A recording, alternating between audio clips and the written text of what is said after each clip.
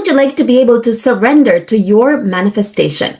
Erica Ballard will tell us how. She is a spiritual mentor, sound healer, and mindfulness coach for women. And she's been described as a beautiful blend of high performance habits, growth mindset, and woo-woo. And she helps high achieving women achieve what they really want. So, Erica, tell us, how can entrepreneurs surrender to their manifestation? And why is it important to surrender as opposed to doing something else? Manifestation Empress podcast with Lily Patrascu shares manifestation strategies to live your dream life. These are really good questions. And I'm going to start with why it's really important. And the reason why is a lot of us, when we are going for our manifestation, we don't even realize that we're coming from a place of lack. So it's not, I want. It's more so, I don't want to feel this. And so if we are not able to surrender, or the language that I like to use is accept how we're feeling now, we're not able to move the energy out of the way in order to call forth the things that we want in our life. And so with that, so that's the why. And the what is to accept. So how do we accept what's happening and move forward into what it is that we desire? And for me, it's a very, very simple practice that my mentor taught me called the Name Your Thought practice. Thank you. Tell us about this practice so we can surrender to our manifestation. Sure. It is exactly what it sounds like. You name your thoughts. So I think we can all relate to this. We are starting to spin out.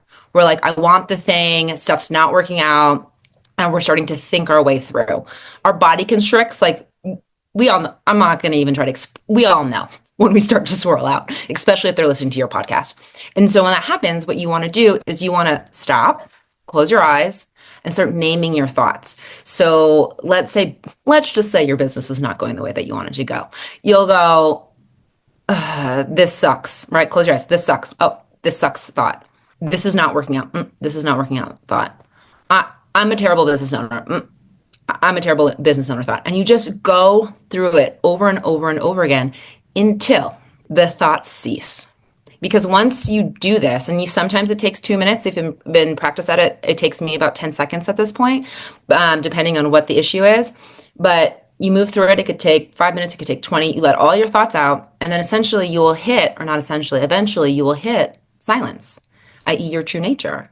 You will be that peace, that love, that joy, the thing the vibrational match for the thing you want.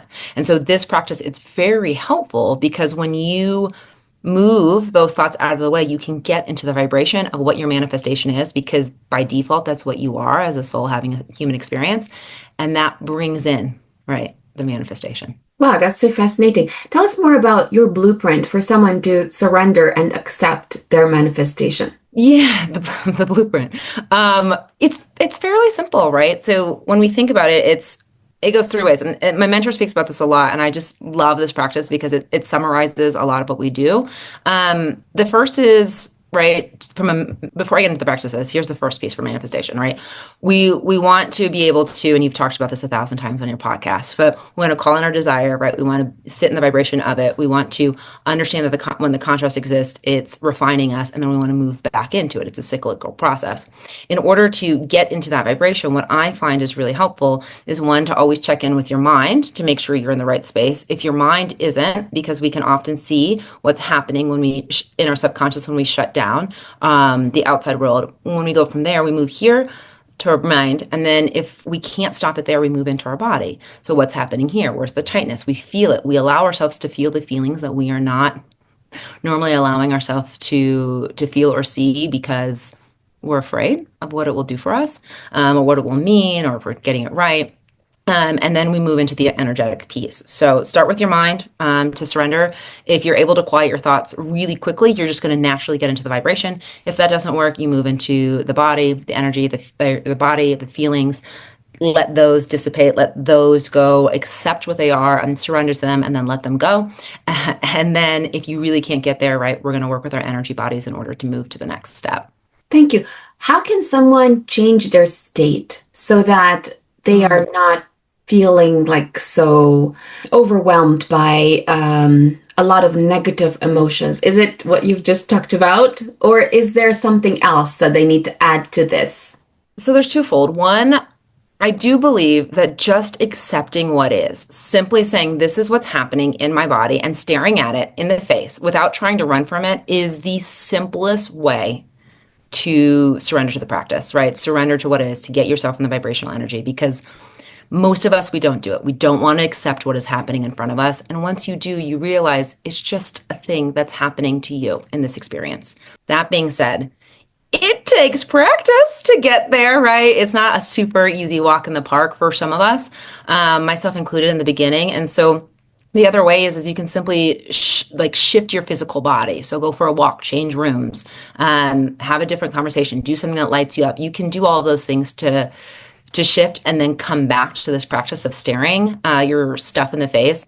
But it's always going to end with staring your stuff in the face. It's just how you go about there. Can you do it immediately without, getting mad at yourself? Or do we want to go release some of the energy, release some of the anger by moving from our environment or our body and then coming back to it? Thank you. Tell us what can happen if, let's say, I ignore these kind of things. So let's say I'm feeling not very good right now because something isn't working in my life. And then I choose to ignore it and go for a walk and then do something really pleasurable, like watching a musical.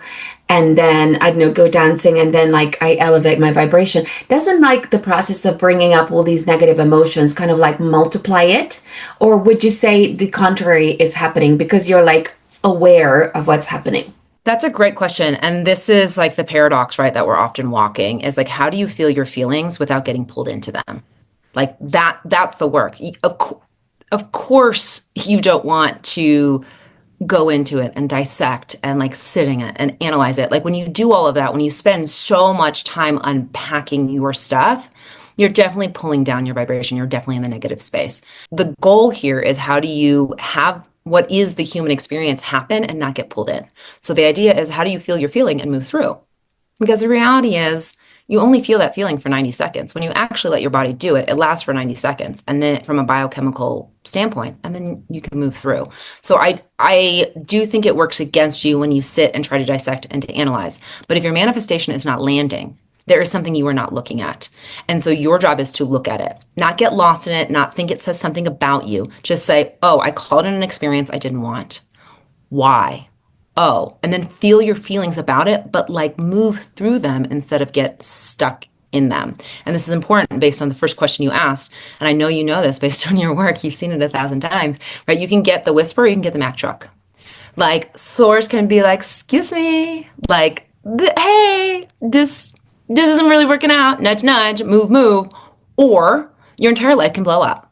These are your two options, right? And your whole entire life could be your body shutting down. Your whole entire life could be losing your job. Your whole entire life could be a partnership, not working out the way you want it to. But you get one of these options. You can listen to the nudges because you said, if you're doing manifestation, you're awake to the path. You said, I'm going to play this game. I'm going to do it. I'm going to understand energy, universe, source. So you no longer have an option. You are awake, you listen, or you get pushed and shoved in the direction of your awakening. And so this is why we don't ignore it. We see it and we learn how to move through it versus getting sucked in or simply ignoring what's in front of us.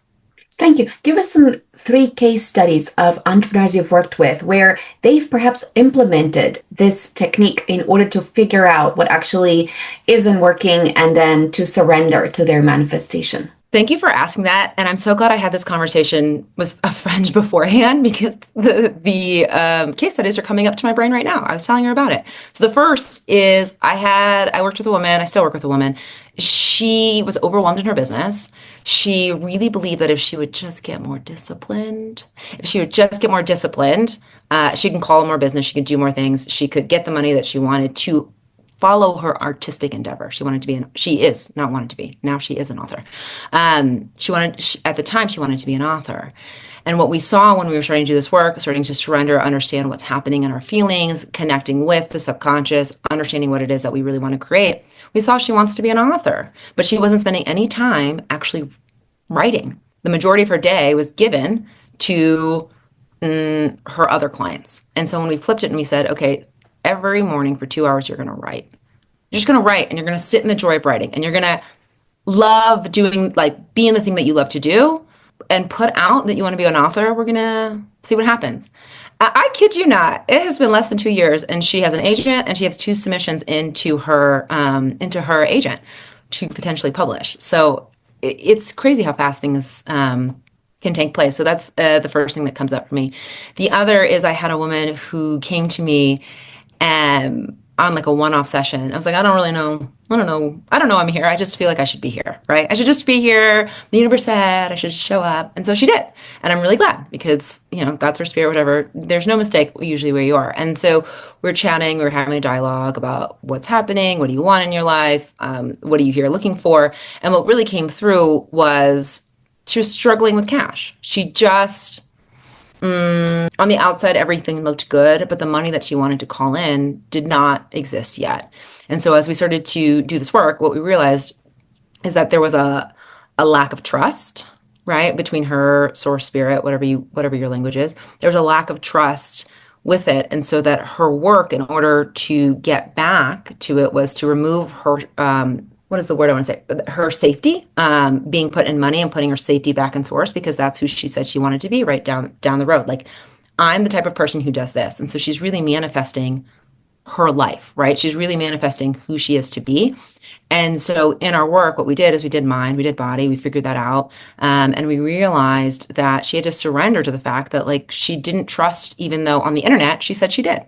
Right? Even though everywhere else she said, this is what you should do. She had to accept that and surrender to the fact that she wasn't doing it. And after she did that, after she did some of this work together, she now has a beautiful business. She's working not in the healing space, which was what she initially started in. She's now working in a marketing space, and she's making the money that she was always hoping to be making. So I think that those are two really good examples. And when I think about a third, there's a woman that, and this is a really interesting one, because we often talk about manifesting money or a house or a thing, but working with her, what we started to see when when we were doing the surrendering practice in order to create the life that she wanted, right? She works at a well-to-do place in New York, like, right? So she works at a accounting firm in New York, and she really wanted to create a life in where she was with her kids more, she was with her partner more, she had a lot more space. And what was happening was these, like, a beliefs of, like, I just want this to be done. I just want to stop doing all of this work, like the inner work. This is so hard. And so what we've been working on is just surrendering to what is. Like, this is what's happening. We have to accept it. We have to feel our feelings. We have to do those things. And as she's starting to do it, because we're still in the process of it, but as she's starting to do it, what's happening is her desires to continue to go up the corporate ladder have ceased. But what she has created and what has happened is she has a house out in the country where she's with her kids more, right? Where her life is a bit more slow, but she actually has the home and the enjoyment that she wants. And so while I know in this world we often want more and more and more and more, what we really want is a specific life, right? I mean, we want these things to create a specific life. And so when we surrender to what is, we started to see what she really, really wanted. And now she has it and is in the process of continuing to put the things around her that will support that more slow down lifestyle that's still supported by money and other things like that. Thank you.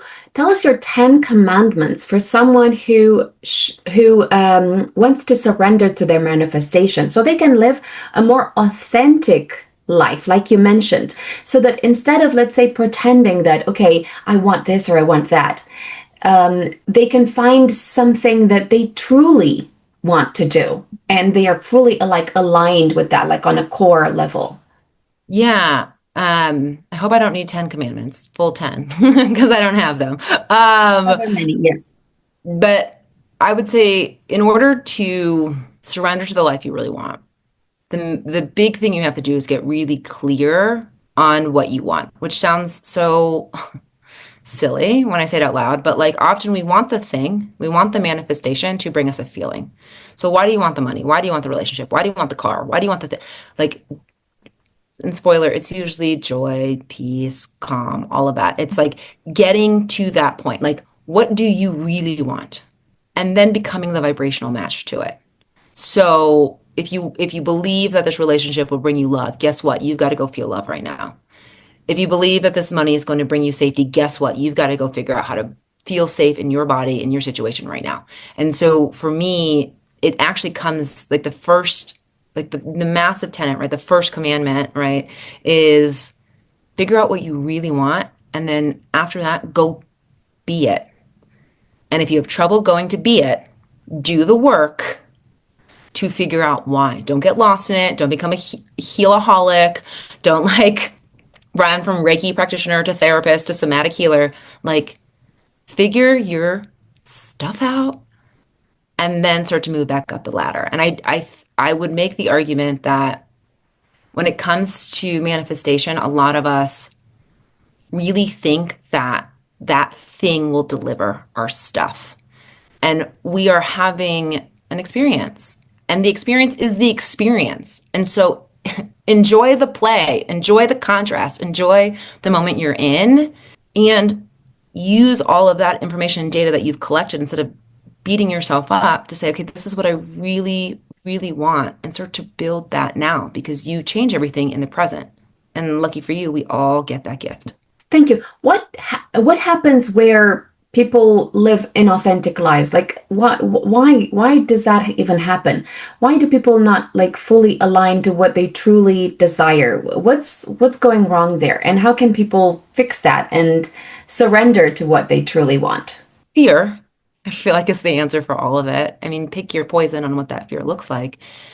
But we live on inauthentically because we're scared, right? We're scared of what doing the thing that we want will bring us. And we say, no, no, no, I really want to be a rock star. No, no, no, I really want to be a CEO. No, no, no. But you are really scared, fearful of what all that will bring. It's just happening at the subconscious level. I study A Course in Miracles, and they would say that all fear is rooted in this belief that we're separate from God. And so what I mean by that, and what I would want people to take away from that, is not that like you are God, right? The takeaway here is that as a piece of the creator, you can do everything the creator can do. Like, you, for the most part, right? Like, you are limitless. You can create, you can build, you can do those type of things. And so this is the piece that we forget. And because we forget that, we become fearful of everything around us. Like, no, I can't do that. No, it's impossible, right? You can call it, I don't know, judgment. You can call it, we have tons of bitterness. We have tons of different names for it, right? We can call it trauma. We can call it like, but at the end of it, it's fear. You believe that you're separated from your source. You believe that you can't create the things that you can create for various reasons, and so you don't move forward. And the misalignment, listen, I did it for a long time. It feels kind of good, right? You're out partying, you're having drinks, you're dancing, like you're watching TV. Like, I love the Real Housewives, like because I live in Denver, right? Like, I love Real Housewives Above Sea. That's how old I am. Like, when the original came out, I loved it, I thought. But at some point, that void in you, that emptiness, it just gets too loud, and there's not enough to get past it. And so when you start to realize that love is greater than fear, i.e., what you are is greater than that type of than that fear, than that stuff, you can live an aligned life. But you have to get there. You have to get there. Thank you. Tell us what habits an entrepreneur could start to manifest more. Yeah. What I would say is what this conversation has been about, right? Is accept where you are. A lot, and this is not a judgment. I did it too. I was like, I'm just going to want more. I'm just going to pretend that I don't have money issues. I'm just going to pretend that I'm not struggling. I'm just going to pretend that I don't need help. I'm just going to pretend everything's okay. And it's like, just stare your stuff. I keep wanting to say a cuss word. I don't know if I can cuss on the show. Just stare at your stuff. Like, look at it, like really accept it. Because when you look at it and accept it and realize that is not really who you are, right? That what you are is a piece of the creator, source, energy, like consciousness. When you get that, like, these things are just part of the illusion, then you realize you have everything in you to move past it. But when you keep ignoring all that stuff, you continue to build from a place of lack. And so you are building to not experience something, to go full circle, right? From not experiencing something. And that is not how you manifest. You manifest from a desire not from not wanting to experience something. And so that's why I think the acceptance and surrendering is so important if you would like to manifest more. Thank you. Tell us where entrepreneurs can find you. Sure. So there's a couple places. I have a podcast. It's called Modern Day Mysticism, where we talk about a bunch of weird spiritual deep things, but all in an effort to make spirituality very practical. You can also find me on TikTok and on Instagram at @EricaBallard_. And website, you know how to Google Erica Ballard. And if it's helpful at all, I can share an inner guidance activation, which will allow people to really tap into their inner guidance so they understand what they really want. It's a free meditation that I offer out to anyone who's interested. Thank you. Follow me for more manifestation techniques.